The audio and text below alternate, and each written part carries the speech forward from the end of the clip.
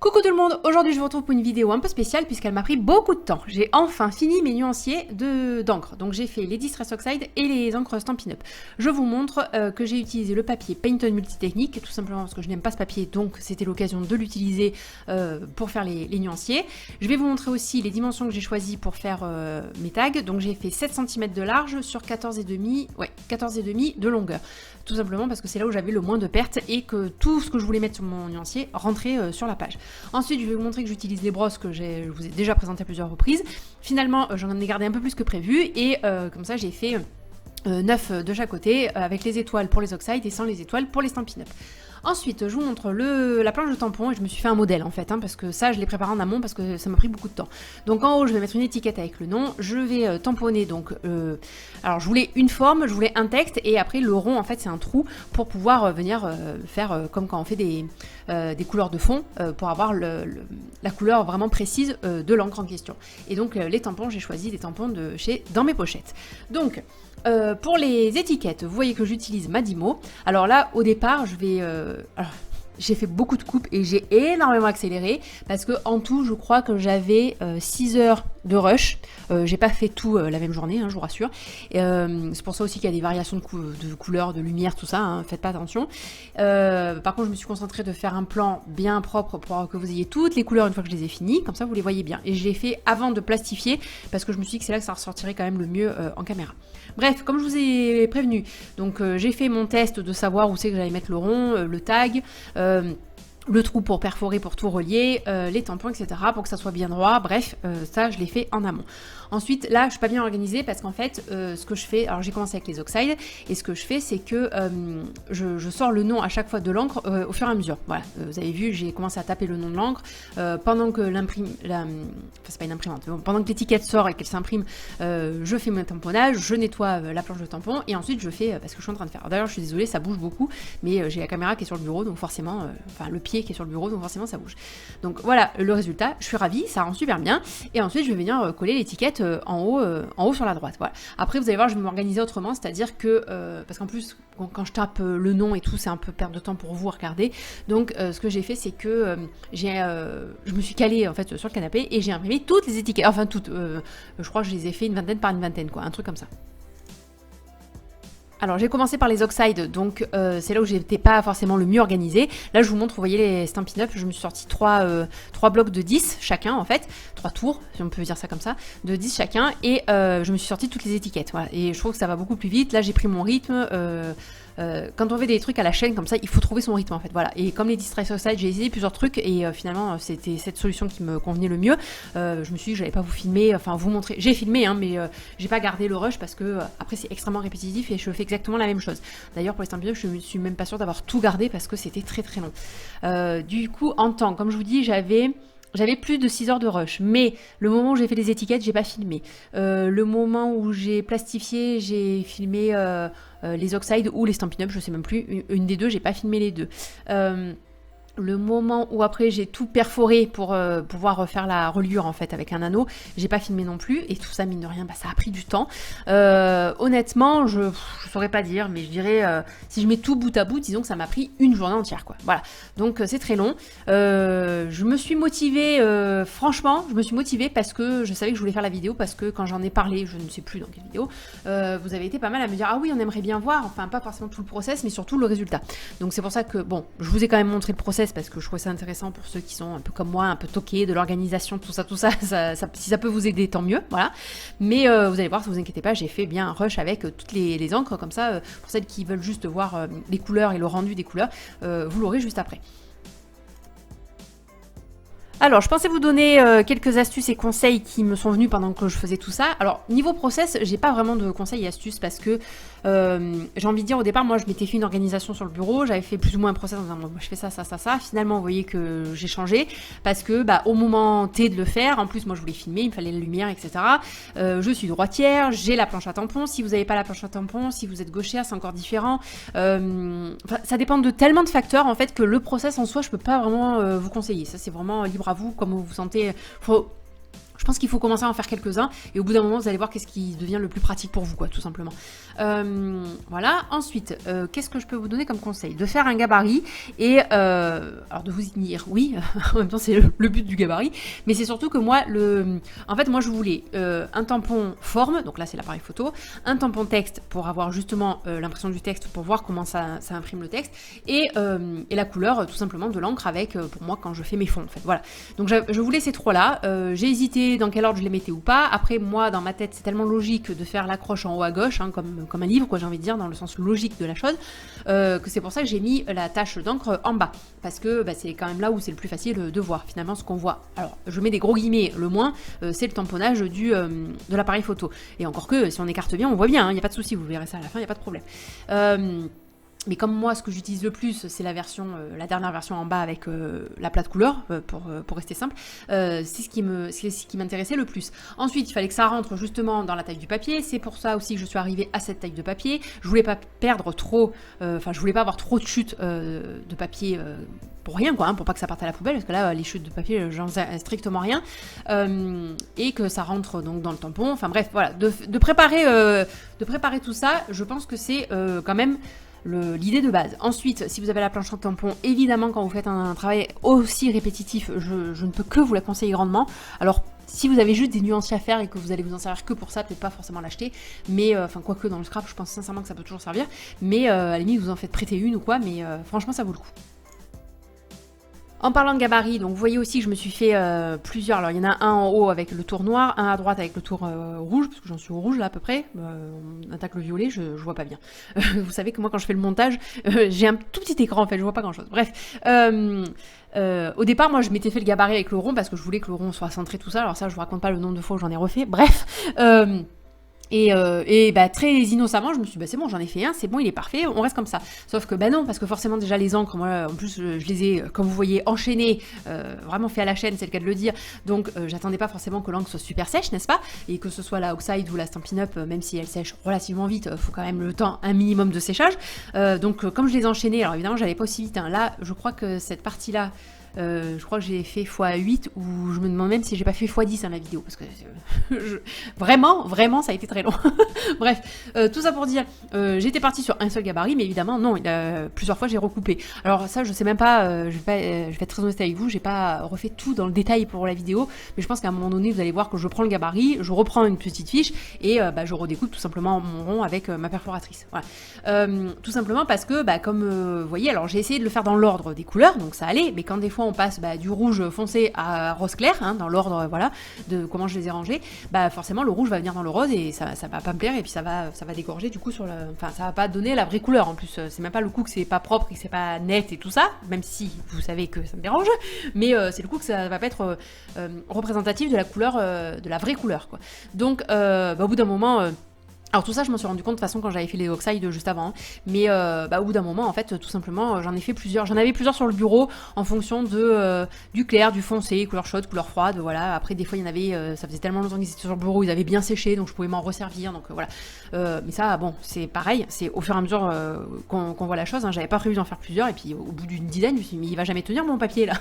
Et je me dis, j'ai juste à retrouver en fait, donc voilà, ne vous prenez pas la tête, allez au plus simple. Quand vous avez fait votre montage de tampons sur la planche, là, hein, alors là, ils sont sous le torchon, donc vous les voyez plus. Ah je suis en train de faire mes gabarits, là. Voilà, il me semblait bien que j'avais filmé, donc c'est bon, comme ça vous voyez. Quand vous placez vos tampons et que vous êtes sûr qu'ils sont comme ça, ils sont bien alignés, vous êtes OK, appuyez bien dessus. Parce que moi, j'ai peut-être pas bien appuyé dès le départ, et au premier coup de nettoyage, en fait, le deuxième tampon, donc le texte, il a commencé déjà à se décoller. Alors, on a dit tout à l'heure, ça faisait 7 cm de large, donc le texte doit faire 5. Très honnêtement, à la fin, ça devait faire plus qu'un. Mais j'ai stressé tout le long qu'à un moment donné il se décolle et que du coup il sera plus jamais droit et plus jamais aligné avec tous les autres. Écoutez, je m'en suis bien sortie, je crois que j'ai eu beaucoup de chance.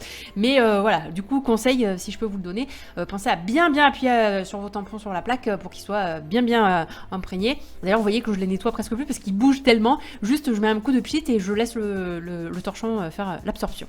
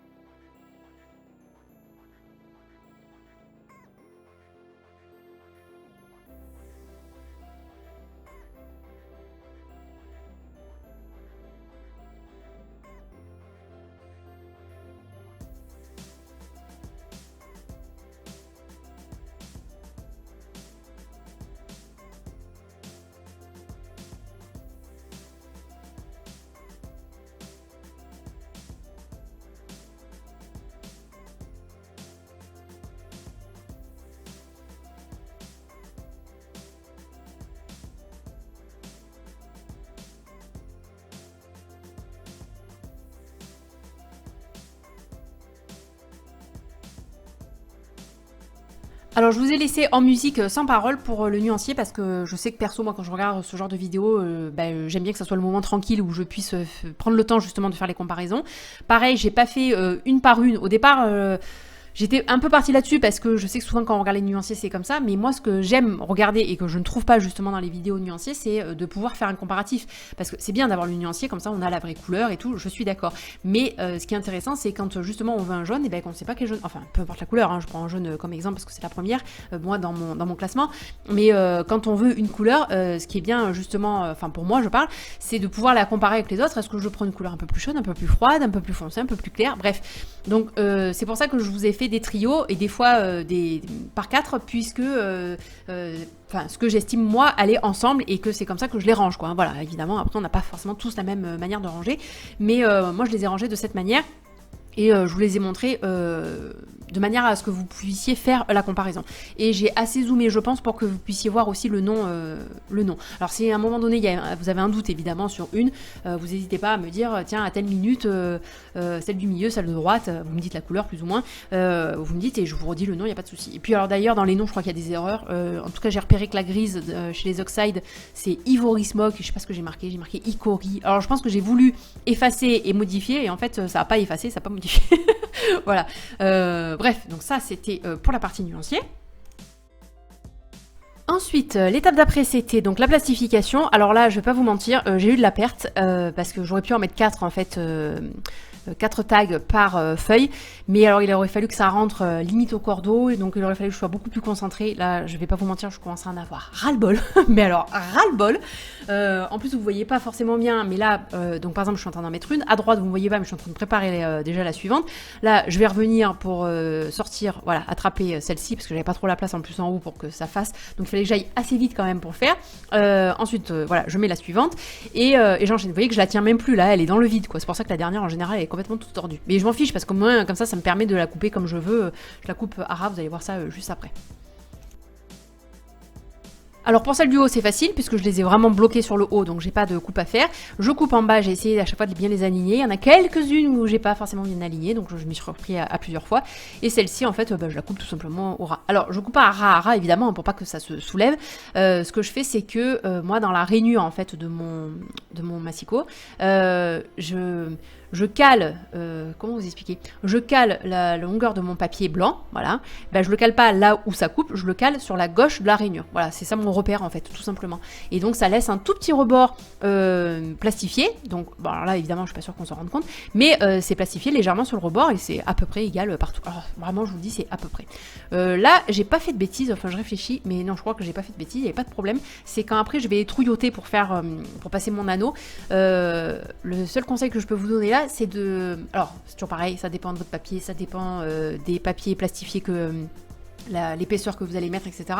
Mais moi, c'était pas très épais, ça coupait bien, mais il fallait couper franchement. Voilà, vous allez voir, après je vais vous montrer de toute façon ce que j'ai utilisé. Mais si vous avez plus ou moins la même chose que moi, n'hésitez pas à le faire franchement, l'appui pour couper. Comme ça coupe net. Parce que moi, il y en a, ça a coupé. Alors ça a coupé, il n'y a pas de souci, mais vous savez, il restait juste le petit rond de la plastification. Et il y en a 2-3... Comme je vous dis, j'en avais un peu marre, c'était la fin. J'ai voulu tirer à la main en fait, parce que vraiment il tenait à 1 mm quoi. Et quand j'ai voulu tirer, ben en fait le papier, j'ai senti qu'il se décollait. Alors je vais pas vous mentir, je les ai pas refaits parce que là, voilà, on arrive au bout du bout. Mais voilà, c'est dommage. Bon, si jamais moi j'en ai un ou deux, enfin de temps en temps un qui saute, je referai. Mais là, je me sentais pas de le refaire dans la foulée quoi. C'était hors de question. Donc c'est resté comme ça. Bon après c'est au niveau de là où il y a la tache. Bon et puis moi. Je suis pas sûre que ça soit... Enfin, moi, de toute façon, je vais les faire glisser sur le bas. Vous allez voir à la fin comment je vous les montre. Donc, je suis pas sûre que ça va beaucoup changer quelque chose. Je pense que ça devrait tenir, en fait. Vous voyez ? Dernière chose que je voulais vous dire parce qu'on arrive bientôt au bout, du coup j'ai fait du tri dans les encres Stampin' Up parce que j'ai commencé à faire tout mon bazar là avec les Distress Oxide, à savoir que j'en ai 30. Et quand j'ai fini les Oxide, j'ai sorti les Stampin' Up et là je me suis rendu compte que j'avais plus du double et je me suis dit ça va pas être possible. Ça va pas être possible, je vais péter un plomb. Donc en fait j'ai fait du tri. Et en plus c'était pas du tout équilibré, je trouvais, moi vous savez mon côté toqué. Donc je me suis fait des tours de 10 encres et bon, de toute façon vous l'avez vu dans le nuancier, en gros j'ai fait 3 roses, 3 rouges, 3 violets, etc. À peu près à chaque fois des familles de 3 quoi, un clair, un moyen, un foncé. Et en fait Alors j'ai fait ça très à l'arrache un peu au dernier moment parce que j'avais pas prévu de faire du tri dans les encres Stampin' Up, mais du coup j'ai fait du tri, j'en ai mis quelques-unes de côté, je crois qu'il y en a une dizaine à peu près, donc je vais les mettre en vente sur Vinted ou sur Le Bon Coin si Vinted ne me les prend pas comme d'habitude. Bref, donc voilà, c'était pour vous tenir au courant si jamais il y en a que ça intéresse parce que les couleurs étaient vraiment très très similaires. Donc là je vous montre la perforatrice, vous avez vu c'est une petite perfo qui marche très bien, mais juste le seul conseil comme je vous disais tout à l'heure c'est de perforer d'un coup, ne pas hésiter à y aller vraiment d'un coup, ça coupe net en fait, voilà. Et voilà, moi comment je check mes nuanciers quand je m'en sers, c'est exactement ce que je suis en train de faire là. C'est pour ça que je vous disais, moi, le fait que le haut, ça soit moins parfait, ça me dérangeait pas. J'espère que ça vous a plu. Moi, je suis ravie et j'espère que ça vous sera utile. Et je vous dis à très bientôt pour une nouvelle vidéo. Bye bye!